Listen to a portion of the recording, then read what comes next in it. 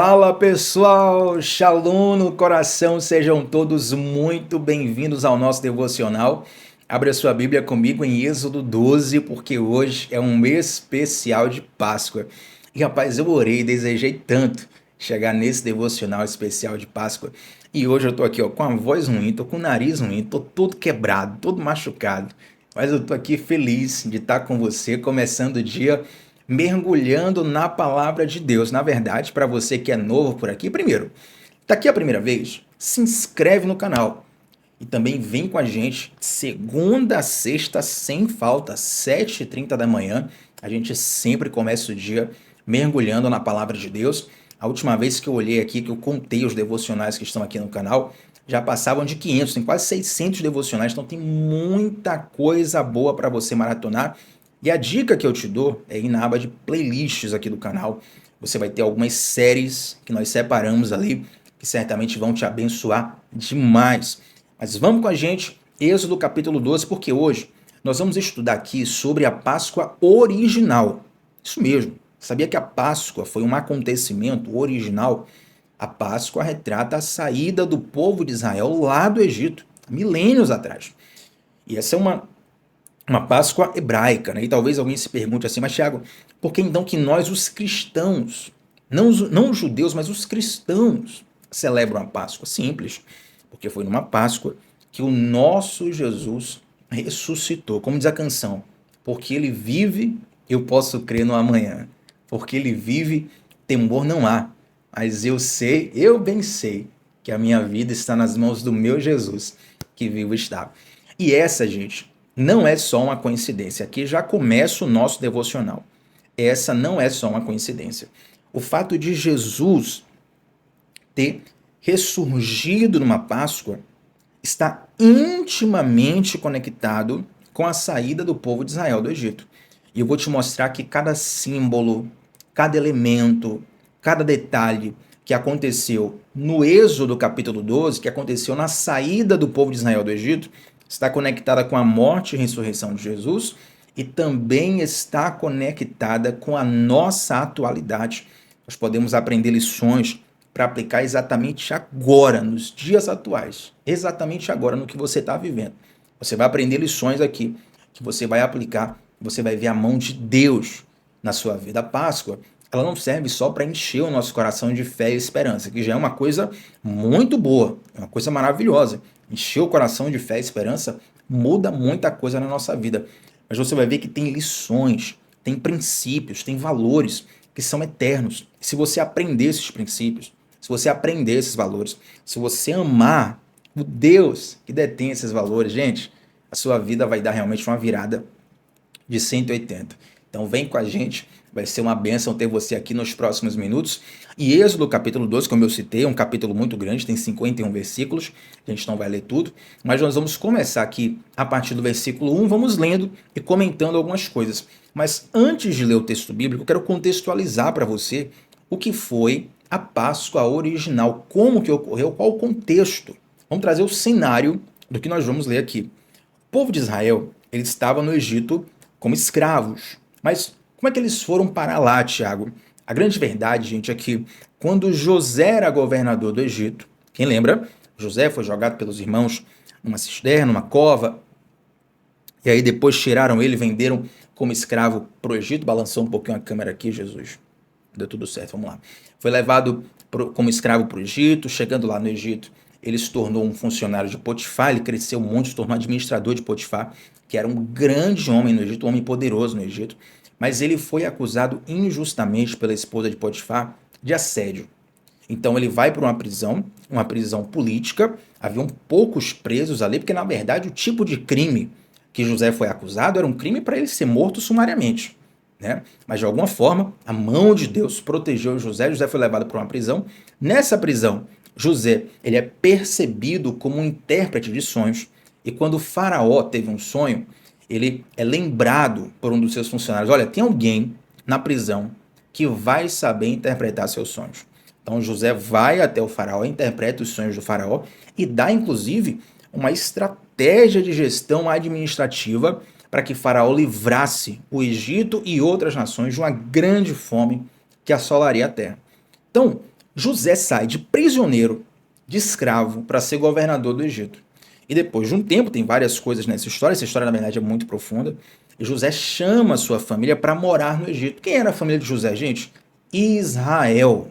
José é filho de Jacó. E Jacó é literalmente Israel. São dois nomes para a mesma pessoa, Jacó e Israel. Então Jacó vai com seus filhos, com sua família, morar no Egito, e ali o povo de Israel, a família de Israel, vai crescendo, se desenvolvendo.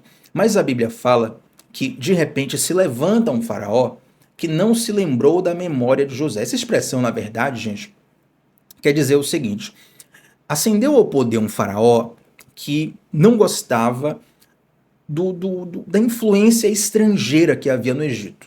A verdade é essa. Se você for estudar a história, a arqueologia, alguns detalhes do Egito antigo, você vai perceber que esse faraó em específico, ele não gostava da influência estrangeira que havia no Egito.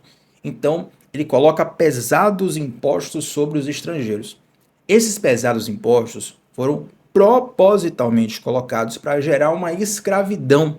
Algumas pessoas acham que a escravidão do povo de Israel, por exemplo, era uma escravidão semelhante à que nós tivemos no Brasil. Mas, na verdade, a escravidão do povo de Israel era uma escravidão baseada em dívida. Era como se, por exemplo, o imposto para um egípcio fosse X e o imposto para o estrangeiro fosse, vou chutar aqui, tá? 10x, uma coisa impagável. E uma das formas de se pagar uma dívida era se oferecendo como escravo para trabalhar para aquela pessoa. Então, aquela dívida impagável transforma o povo de Israel em escravos. Eles passam 430 anos no Egito, até o ponto em que Moisés nasce, vocês conhecem, e Moisés é levantado por Deus como libertador do Egito. E Êxodo 12 é justamente o momento da última das pragas que recaíram sobre o Egito. Você certamente já ouviu isso numa escola bíblica, no seio da sua família, numa escola comum também, como se fala, afinal de contas, Moisés e a história das pragas do Egito são bastante conhecidas. Mas é interessante que Êxodo 12 traz um detalhe aqui de batalha espiritual que é muito importante a gente conhecer. Vem comigo, Êxodo capítulo 12, no versículo 12. Êxodo 12, 12. Olha o que Deus vai dizer para Moisés. Naquela mesma noite passarei pelo Egito e matarei todos os primogênitos, tanto dos homens como dos animais, e executarei juízo sobre todos os deuses do Egito. Eu sou o Senhor. Olha que interessante. Deus fala que vai executar juízo sobre os deuses do Egito. Se você tiver tempo e sede, fome de pesquisar a palavra de Deus, você vai perceber. Eita Jesus! Você vai perceber que cada uma das pragas que recaíram sobre o Egito eram pragas que denotavam uma vitória do Deus de Israel sobre um Deus cultuado no Egito. Então, praga das rãs, praga das moscas, a praga que recaiu sobre o Nilo, diversas pragas. Praga da escuridão, cada uma dessas pragas eram pragas que recaíam sobre uma divindade do Egito. Já como assim uma divindade do Egito? Por exemplo, não existe o deus Sol. O Nilo, o próprio Nilo era tratado como um deus lá no Egito. O deus disso, o deus daquilo. Então, cada situação que ocorria numa circunstância era entendido como uma derrota para os deuses do Egito. Talvez você aqui no Brasil, ouvindo isso, lendo isso, não tenha tamanha dimensão. Mas quem estava no Egito percebia diretamente que havia uma guerra de divindades e Deus estava mostrando a sua soberania, o seu poder, a sua superioridade, o seu governo sobre todas as divindades que haviam no Egito. Afinal de contas, nosso Deus, ele é o Deus dos deuses, ele é o Rei dos reis, ele é o Senhor dos senhores. Então essa aqui, gente, é a última praga. É a praga que vai fazer o faraó dizer assim, olha, finalmente, olha, libera o povo de Israel, vocês vão embora, eu não aguento mais isso aqui. E essa última praga é uma praga onde Deus diz que vai enviar um anjo. E detalhe, muitas pessoas falam assim, ó, Deus enviou o anjo da morte. Essa é uma fala que culturalmente até ajuda a comunicar. Afinal de contas, aquela praga foi uma praga para matar os primogênitos. Só que a Bíblia não fala necessariamente anjo da morte. Você pesquisar anjo da morte, pesquisar aqui agora com vocês, ó. Anjo da morte.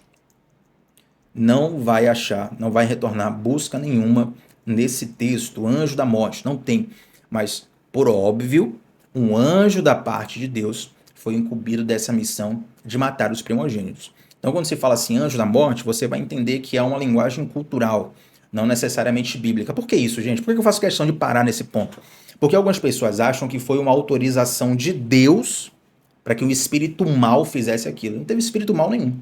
Foi um anjo da parte do Senhor, debaixo da direção do Senhor, debaixo do comando do Senhor, que faz parte dos exércitos do Senhor, dando livramento ao povo do Senhor. E essa morte dos primogênitos foi uma morte para os primogênitos humanos e para os primogênitos dos animais. Algo muito sério. É interessante que tem alguns documentos da antiguidade que mostram relatos egípcios, dessa mesma época aqui do Êxodo, falando sobre uma grande matança que assolou todo o Egito. Pesquisar esses documentos é de uma riqueza realmente maravilhosa e fortalece muito a nossa fé. Tiago, por que você não trouxe aqui hoje? Porque senão o devocional vai durar 2, 3, 4, 5 horas. Mas são documentos, inclusive, acessíveis. Se você pesquisar na internet, facilmente os encontra. Você vai perceber que há relatos históricos fortalecendo o que aconteceu no Êxodo. Então, essa última praga, a praga dos primogênitos, iria assolar todo o Egito e Deus dá várias lições para que o povo de Israel, diante dessa praga, que eles não fossem atingidos. Essas lições, gente, essas direções de Deus, elas vão recair aqui durante 28 versículos. Êxodo 12, do 1 até o 28. É Deus falando, olha, faça isso, faça aquilo, faça de tal jeito, faça assim, assim, assim. E cada coisa deveria ser seguida à risca. Então, quero ler com você aqui alguns versículos, não dá para ler os 28, mas eu quero mostrar alguns símbolos e alguns detalhes dessa história que vão enriquecer a sua fé. E eu já quero conectar essas histórias, esses detalhes, com o sacrifício de Cristo na cruz. Não foi coincidência. Na verdade, quem está aqui no Devocional há um tempo já deve ter me visto ensinar sobre isso. Todas as vezes que você lê o Antigo Testamento, ele é sombra do que acontece no Novo Testamento. As coisas aconteciam meio que como sombra, como símbolo, apontando para um futuro que era Cristo. Então, na grande maioria das vezes, você precisa ler o texto centralizando Cristo. Já por que grande maioria? Porque nem sempre. Né? Porque tem alguns textos que, se você for descontextualizar, você pode recair em heresias. Mas a narrativa do Antigo Testamento ele precisa ser lido centralizando Cristo. Então você vai ver que Cristo ele está aqui nesse texto. Ele está escondido aqui. Ele está, na verdade, revelado aqui. Quando Deus esconde algumas coisas, tem coisas na Bíblia que nós chamamos de mistério. Essa expressão mistério diz respeito a coisas que estão fechadas ao entendimento humano. Deus não quer que você saiba. Tem coisas que não cabem na mente humana. A gente aceita por fé, mas não cabem na lógica humana. Porém, tem coisas que estão ali escondidas para a gente encontrar. E quando a gente encontra, vem uma alegria, vem um gozo no coração. Eu lembro que, certa vez, quando eu era ainda criança, meu pai trouxe 2 carrinhos de brinquedo para mim, e eram carrinhos feitos.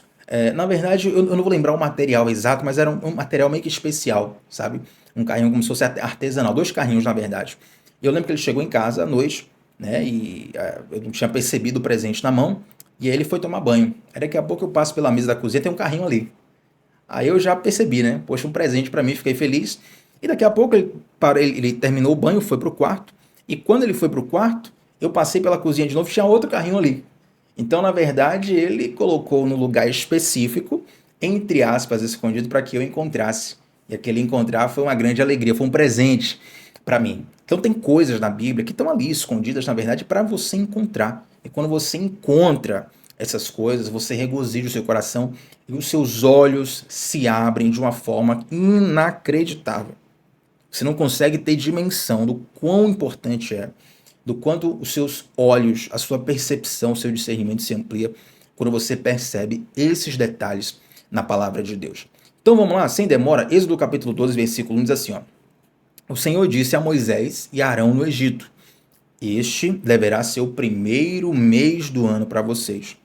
Digo a toda a comunidade de Israel que no 10º dia desse mês, todo homem deverá separar um cordeiro ou um cabrito para a sua família, um para cada casa, para cada casa. Olha que interessante, gente. Tem alguns detalhes que às vezes a gente passa por cima e não percebe a riqueza que está neles.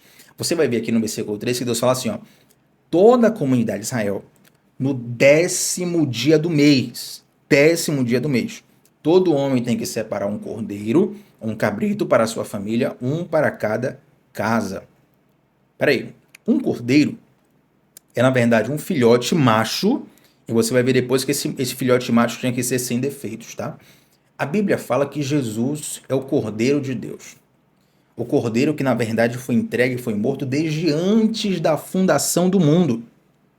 João Batista, quando ele vê Jesus se aproximando, ele diz assim, eis aí o Cordeiro de Deus que tira o pecado do mundo.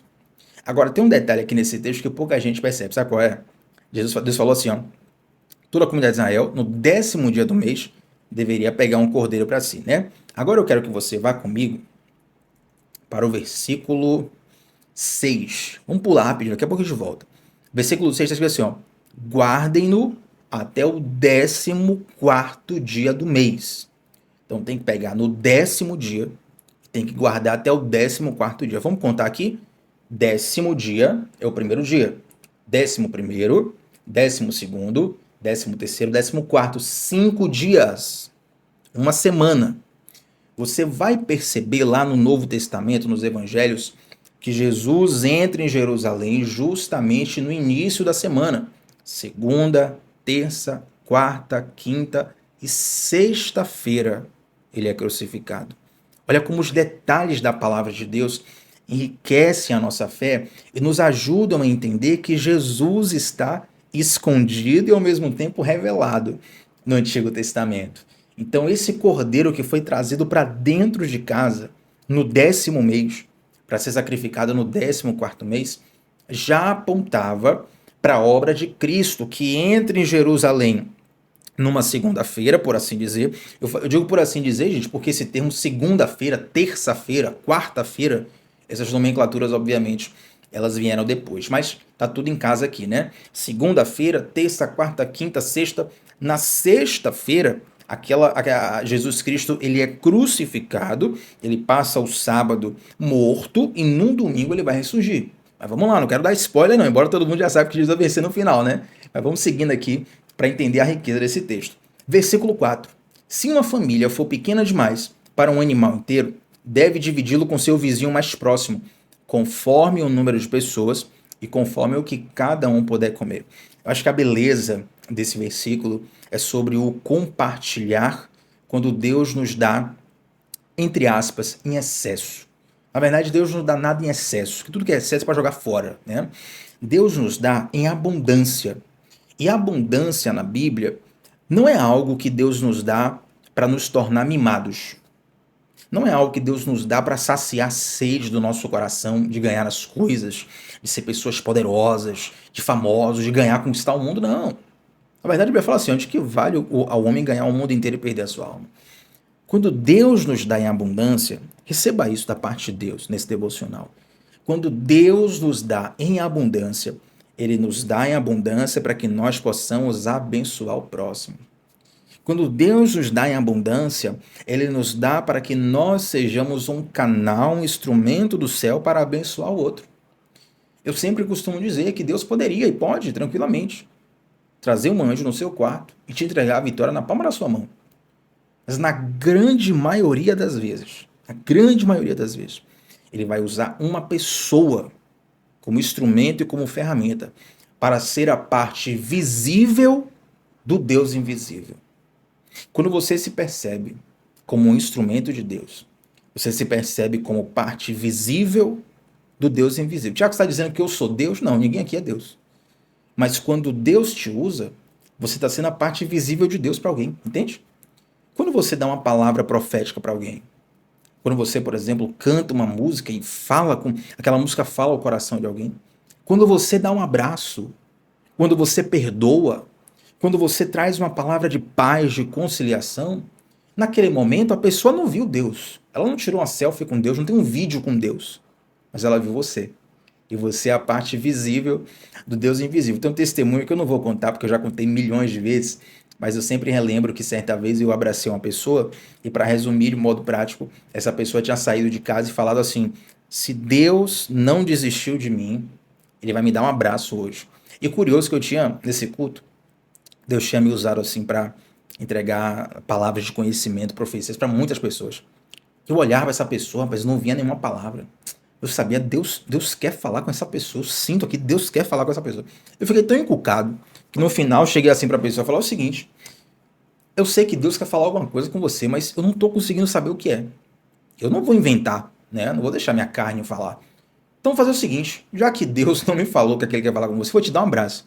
Aí deu um abraço, a pessoa você acabou de chorar. E no final ela contou isso, né? A pessoa contou isso, né? Olha, eu saí de casa hoje dizendo assim: ó, se Deus não desistiu de mim, hoje ele vai me dar um abraço. Então, note que naquele momento a pessoa não viu Deus, mas ela me viu. Ela não recebeu um abraço de Deus, ela recebeu um abraço de Tiago. Naquele momento, eu fui a parte visível de um Deus invisível. Então, entende? Então, sempre que Deus te der em abundância, saiba que não é para você, como se fala hoje, ostentar. É, na verdade, para você ser instrumento de Deus para abençoar pessoas. Na grande pescaria, quando Deus fala para Pedro assim: olha, pesca do outro lado do lago, joga a rede ali do outro lado. A Bíblia fala que Pedro, meu irmão, pescou tanto peixe, que as redes iam rasgar. Ele teve que chamar outro barco para poder juntar com ele ali, senão a rede ia rasgar e ele ia perder a pesca toda. Sabe o que isso nos ensina? É que quando a gente não compartilha aquilo que Deus nos deu em abundância, quando a gente não serve, quando a gente não abençoa, as nossas redes se rasgam.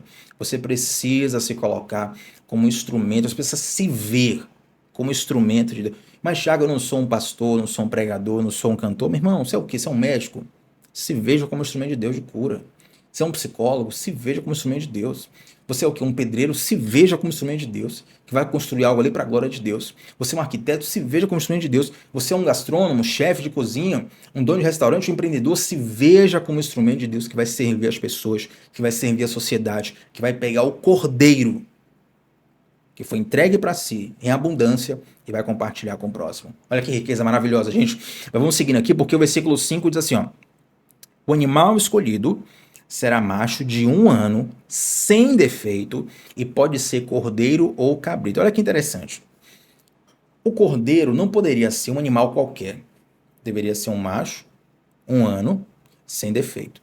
Nesse momento aqui da história, Israel ainda não tinha sumo sacerdote.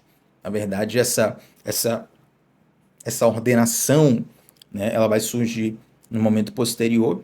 E o primeiro sumo sacerdote vai ser justamente Arão, irmão de Moisés, que vai estar aqui no versículo 1. E o sacerdote cabia o seguinte: toda vez que uma pessoa ia sacrificar, naquele momento ali até muitos anos da história, quando a pessoa ia sacrificar, não poderia ser qualquer animal de qualquer jeito, não. O sacerdote tinha que examinar o animal, fazer a avaliação ali, como é que fala? Declarar que o animal estava sem defeito. Então o animal sem defeito ele estaria apto para o sacrifício. Gente, isso aqui é tão profundo e revela tanto Jesus. Será que você percebe Jesus nisso? Esse texto aqui está gritando Jesus. Sabe por quê? Quando Jesus entra em Jerusalém, a Bíblia fala que ele foi interrogado, né? Foi interrogado pelas autoridades. E claro, as autoridades, você lembra até como é a palavra, Jesus? Aquela expressão de Pôncio Pilatos, ele fala assim: eu lavo as mãos, né? Ele coloca Cristo e Barrabás e fala para o povo escolher. O povo fala: solta Barrabás, crucifica Cristo.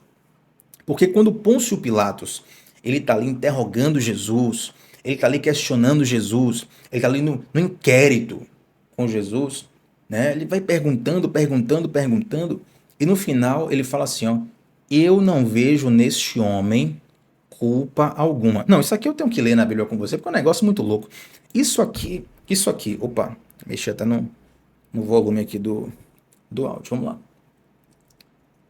Eu não vejo neste homem culpa alguma. Você tem que abrir comigo para ler isso aqui, para celebrar comigo, porque isso aqui, meu irmão, Jesus está gritando. Lucas capítulo 23, versículo 3 e 4. Rapidinho. Lucas capítulo 23, versículo 3 e 4, olha o que está escrito.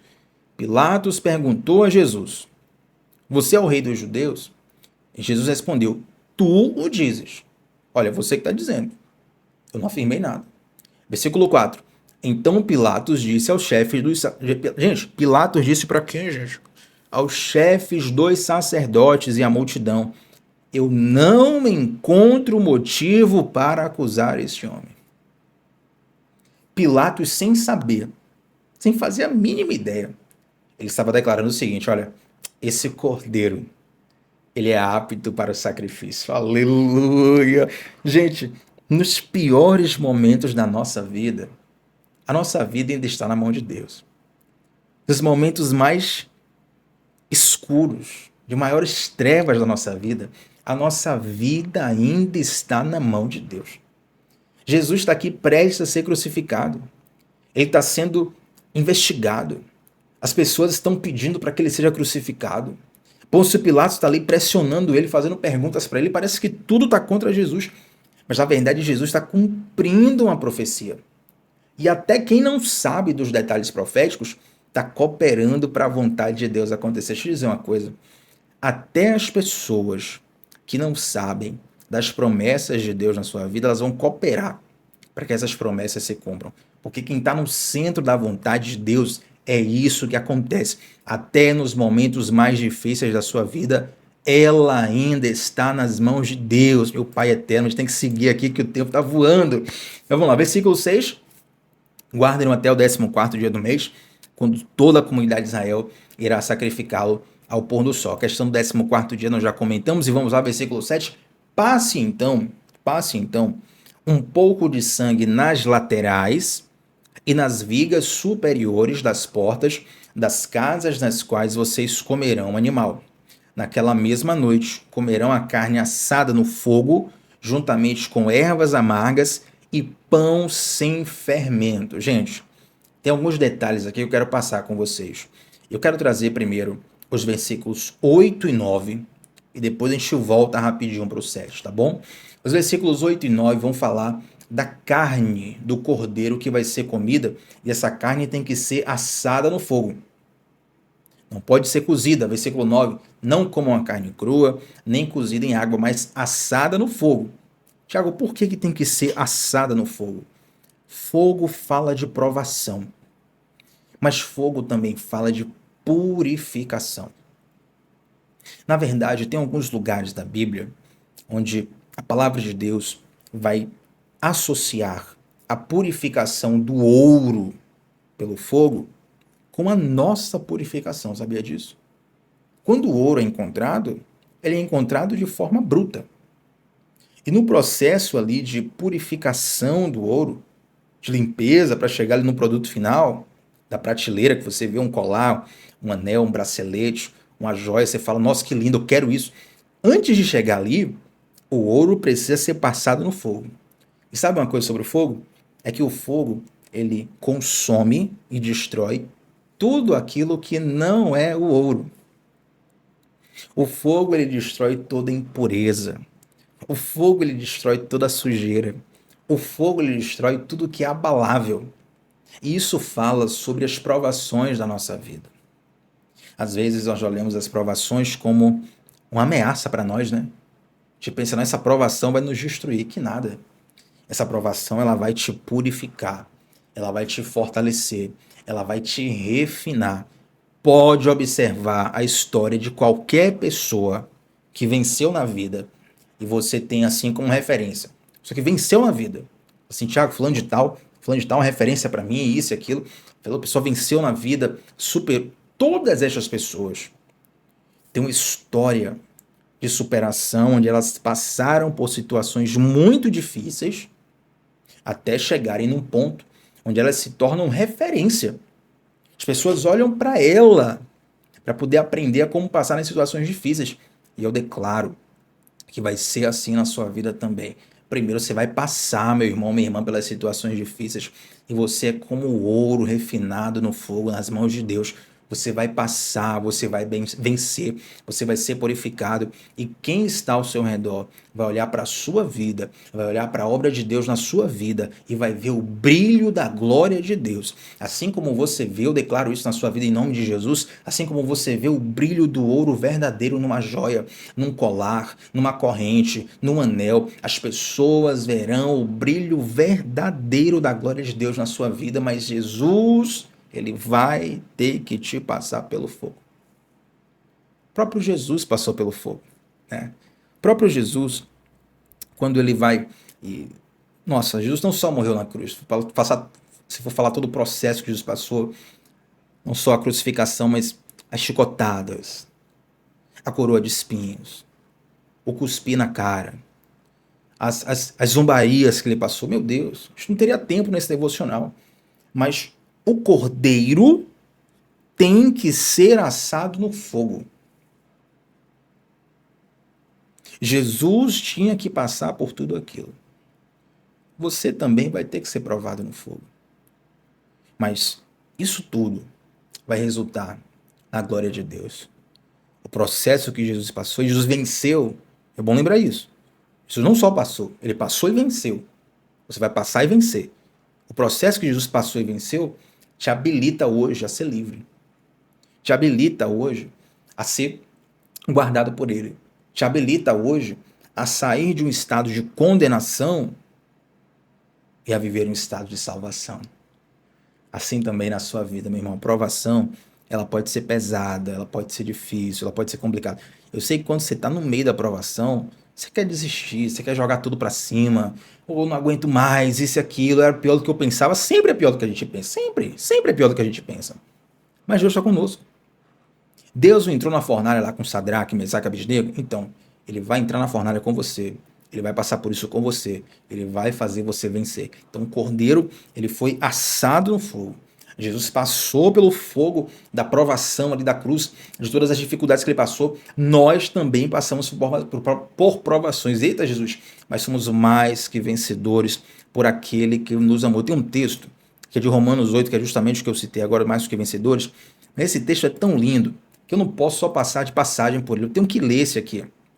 Romanos capítulo 8, versículo 36. Como está escrito: por amor de ti, enfrentamos a morte todos os dias.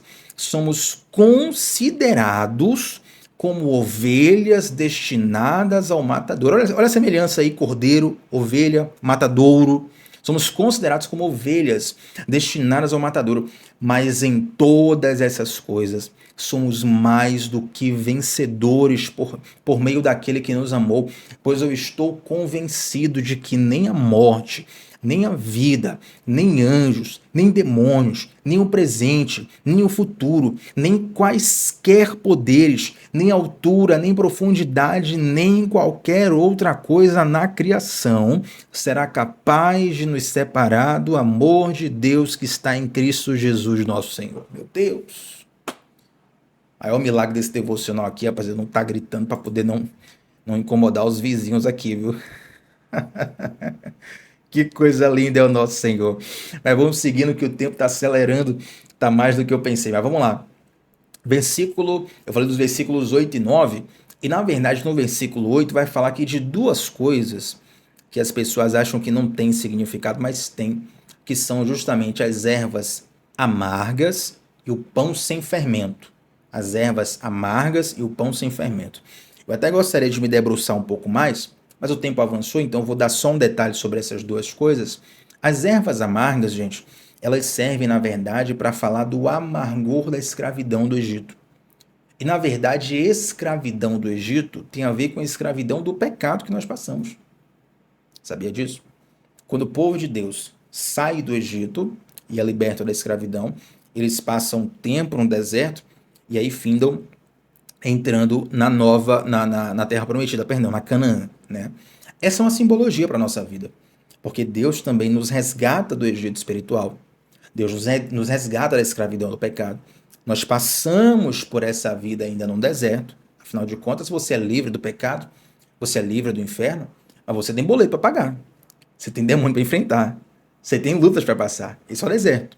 Mas um dia, nós estaremos na terra prometida, nós estaremos na Canaã celestial. Então tudo isso é uma simbologia que vai nos revelando os processos da vida. E as ervas amargas têm a ver com esse amargor do período da escravidão, para você lembrar de onde Deus te tirou. Mas Tiago, por que lembrar de onde Deus me tirou, lembrar de algo ruim? Meu irmão, olha, eu poderia falar tantas coisas aqui, mas eu vou falar uma coisa só. Quando você estiver prestes a fazer uma besteira, a cair, tá diante de uma tentação, tá diante de, Tiago, eu vou explodir, vou jogar tudo para cima, vou jogar tudo pronto, vou desistir. Lembre de onde Deus te tirou. Não queira voltar para onde Deus te tirou. Não queira voltar de onde Deus te tirou. Entende? Então, comer ervas amargas também é pedagógico. Também ensina. Você lembra lá, olha, pode estar ruim aqui, mas lá atrás está pior. É aquele exemplo da Arca de Noé. Né? Noé estava ali com sua família na arca, cheio de animais, né, defecam todos os dias, o ambiente está fechado, está ali fezes de um monte de animal, ele está ali com a família na arca ali durante muito tempo. Talvez, dentro da arca estivesse desconfortável, talvez dentro da arca não estivesse tão gostoso, tão saboroso, talvez o cheiro não fosse o melhor do mundo. Mas fora da arca estava muito pior, entende? Você vai passar por muitas provações com Jesus. Quem te prometeu uma vida com Jesus sem provações mentiu para você. Tem até aquele meme, né, do Ricardo Oliveira. Mentiram, viu? Mentiram! Mas, querido, nós temos o consolo da companhia de Jesus. Jesus falou assim, ó, eu estarei com vocês todos os dias até a consumação dos séculos. Então, se consola com a presença de Deus, você vai passar por isso. E de vez em quando é bom a gente comer umas ervas amargas para a gente lembrar de onde Deus nos tirou.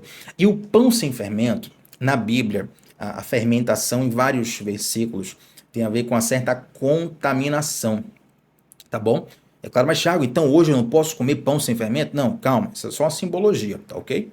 O pão sem fermento, a fermentação, algo fermentado na Bíblia, dá uma conotação, a simbologia de algo que está contaminado, de algo que está com pecado. Então, o pão sem fermento tem a ver com essa purificação ao qual Deus nos convida a viver uma vida sem o fermento do pecado. Vou facilitar o entendimento para você, a viver uma vida sem o fermento da inveja. Facilitou aí para você agora? Sem o fermento do orgulho. Sem o fermento daquela, sabe, o tempero do pecado que estraga tudo. A grande verdade, gente, é que o que estraga a nossa vida é o tempero do pecado. A gente quer sempre botar aquele temperinho a mais, aquela coisa, aquela sujeira que depois envenena, causa problema, discussão, confusão, briga, morte, sabe?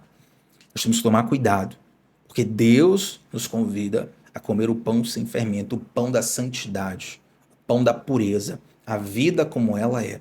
Então, passando um pouco a mais desse texto, eu quero voltar agora no versículo 7 e até, de certa forma, fechar essa parte aqui do Egito, quase que fechar, né? Porque o tempo já avançou demais. Mas quem está gostando, diga amém. Glória a Deus. Versículo 7 diz assim, ó, passe então um pouco do sangue nas laterais e nas vigas superiores das portas das casas nas quais vocês comerão o animal. Olha só, no Egito, você vai ver isso com mais facilidade hoje. Nos últimos anos, esse tipo de material está mais divulgado. Mas talvez algumas pessoas não saibam.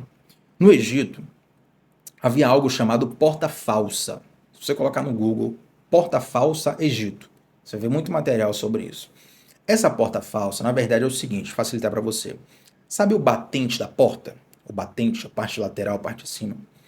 Nesses batentes de porta lá no Egito, costumeiramente, os egípcios desenhavam algumas coisas, alguns sinais, algumas palavras, alguns desenhos, e colocavam uma espécie de porta falsa, como se fosse uma porta infinita, só que desenhada.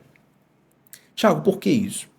Porque dentro da mitologia egípcia, eles acreditavam que aquilo protegia eles contra os males da vida. Era um talismã, era uma proteção, sabe?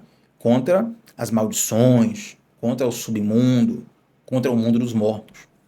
Isso é algo muito parecido com o que muitos cristãos fazem até hoje, e particularmente assim, eu sempre respeito, vou respeitar qualquer um, mas não tem valor espiritual nenhum que eu vou citar aqui. Que a pessoa pega, olha, Thiago, na minha casa, a minha Bíblia fica aberta ali no Salmo 91, na estante. E é de frente para a porta, viu? Se não for de frente para a porta, não protege. Então a pessoa tem aquele talismã ali, mas na verdade, O que protege ela não é a Bíblia aberta na estante. O que protege ela é a Bíblia aberta no coração.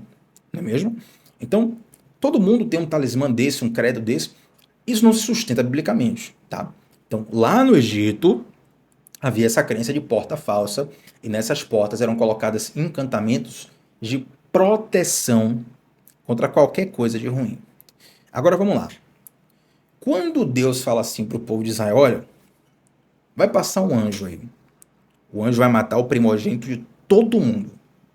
Todo mundo, quem tiver primogênito, o anjo vai matar. Exceto daqueles que passarem o sangue no batente. Isso é muito forte. Mas Tiago, o batente não era só dos egípcios? Sim. Mas o povo de Israel já estava no Egito há 430 anos. Eu pergunto para você, pega aí, por exemplo, chutar aqui, um italiano cuja família esteja no Brasil há 430 anos, né? 430, 2025 menos 430, a gente dá quanto? Meu Deus, sou de humanas, 2025 menos 430. Basicamente, oh, que loucura, meu Deus. Basicamente, seria um descendente de italiano, né, tá? Que estivesse no Brasil, cuja família estivesse no Brasil desde 1595. Então ele pode falar italiano, pode cozinhar, sabe, a massa italiana, ter aquele costume, as roupas italianas, a história italiana. Mas ele é muito mais brasileiro do que italiano. A arquitetura dele é muito mais brasileira do que italiana. O jeito dele ver o mundo é muito mais brasileiro do que italiano, porque ele está ali há muito tempo, entende? Tanto é que havia muito do Egito no povo de Israel, que quando o povo de Israel chega lá no deserto, o que é que acontece? Ele, olha, façamos aqui um bezerro de ouro para adorar a Deus. Eles não fizeram um bezerro de ouro para adorar o bezerro de ouro, não. Façamos um bezerro de ouro para adorar a Deus. Por que isso? Porque nos 430 anos no Egito, eles viram várias estátuas de deuses, ídolos, monumentos maravilhosos que representavam os deuses. E eles precisavam de algo para ver, de algo para visualizar, de algo para direcionar. Havia muito do Egito no povo de Israel. Então, quando Deus fala assim, ó, vai passar um anjo, ele vai matar todo mundo. Ele só não vai matar o seguinte, quem botar o sangue na porta. O que Deus está promovendo ali, na verdade, é o seguinte, você vai ter que renunciar à segurança do Egito, à segurança do mundo, tá? E você vai ter que confiar em mim. Isso é muito forte. Seria, qual exemplo que eu posso pensar aqui? Seria como se alguém dissesse assim, olha, vai passar aí um arrastão, tá? E esse arrastão vai pegar o celular de todo mundo. Exceto, olha que loucura. Rapaz, Deus é bom, viu? Que exemplo bom isso aqui. Vai passar um arrastão. Tá todo mundo na praia. E esse arrastão vai pegar o celular de todo mundo. Exceto de quem deixar o celular sem senha. Ô irmão, vamos pensar o seguinte. Se eu souber que tem um arrastão, primeiro eu vou sair dali, né? Mas se não tiver jeito mesmo, fala, rapaz, não tem jeito, Diago, você tem que ficar aqui, não tem jeito. Não tem como sair.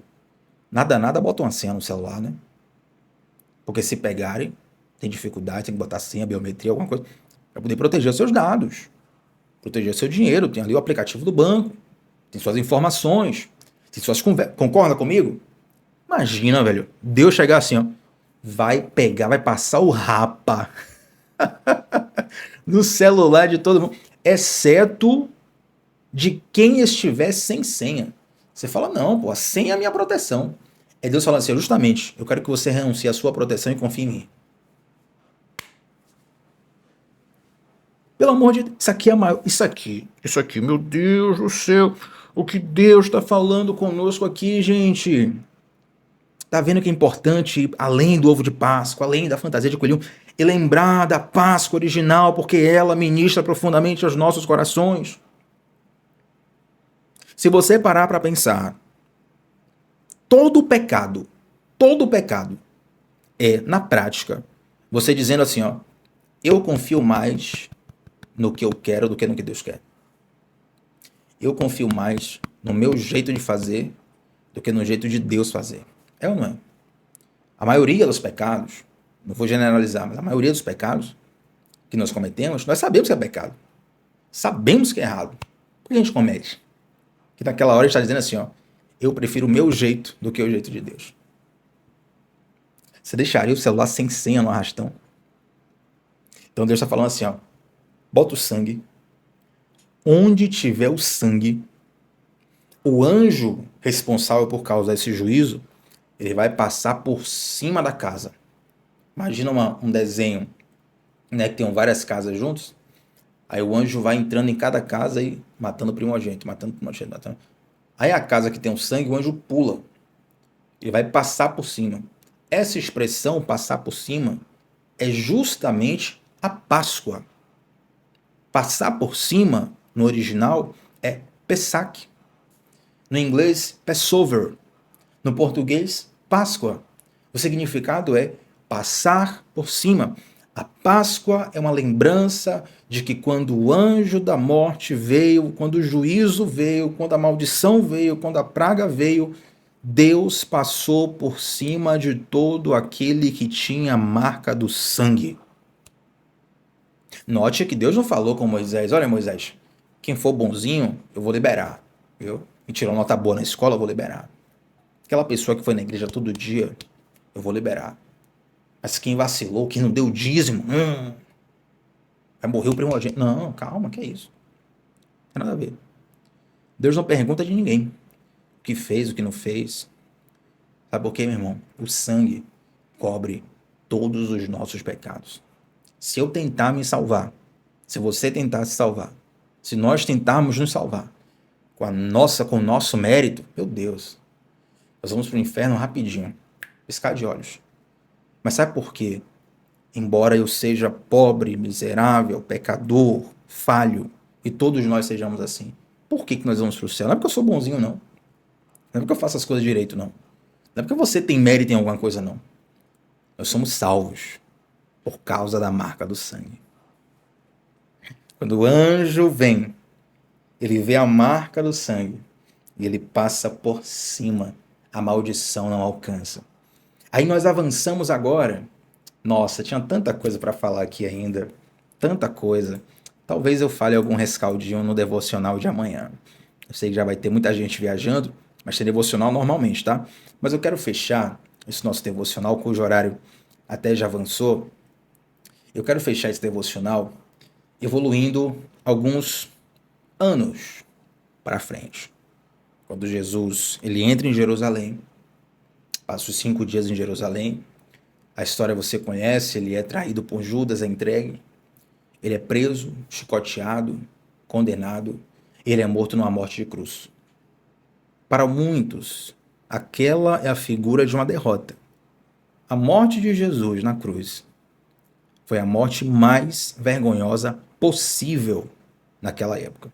Eu tenho exemplos para te dar hoje, que você entender muito bem. Eu poderia falar aqui, só que o vídeo ia cair.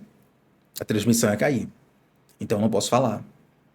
Mas pensa aí no tipo de morte mais vergonhosa que você imaginar. Não é feia de triste, não. É vergonhosa, vexame. E você fala assim, rapaz, isso aí não pode nem sair no jornal, velho. Tão vergonhoso que foi. Era a morte de cruz naquela época. Para alguns, aquele é o ápice da derrota. Jesus é Deus? Nenhum cara da cruz entendeu. Fala assim, se você é Deus mesmo, salva a ti mesmo. Só que o outro do lado entendeu. Que loucura, né? O paraíso foi inaugurado por um ladrão. Tá vendo que não é pelo seu mérito? O ladrão falou assim, ó, Jesus, lembra-te de mim quando entrares no paraíso. Ele entendeu na cruz que Jesus era o Filho de Deus. E quando Jesus está nesse ápice, entre aspas, de vergonha, na verdade, Jesus está pagando um preço pelos nossos pecados. Aí tem gente que fala assim, poxa, mas não precisava Jesus morrer, né? Não precisava isso. Não, não precisava, precisava. É porque você não tem noção do peso dos seus, dos meus, dos nossos pecados. A gente não tem noção, entendeu? É tão miserável o que a gente faz, que precisou Deus morrer numa cruz. Você está entendendo a dimensão? Só que quando Jesus morre, aquele não é um ato de derrota, pelo contrário, aquele é um ato de compra. Jesus está comprando e pagando com sangue, aquele sangue derramado. Como diz a música, né? Teu sangue leva-me além de todas as alturas, onde ouço a tua voz, fala de tua justiça pela minha vida. Jesus, este é o teu sangue. Aí vamos lá. Quando a Bíblia fala sobre o sangue de Jesus, eu quero ler um versículo com você que está escrito em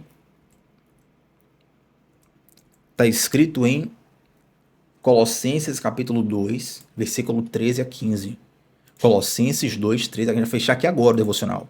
Colossenses 2, 13 a 15. Olha o que está escrito. Quando vocês estavam mortos em pecado e na incircuncisão da sua carne, Deus os vivificou juntamente com Cristo. Quando Cristo morre na cruz, eu morri junto, você morreu junto, nós morremos juntos. Quando Cristo ressurge, nós ressurgimos junto com ele. Vamos lá.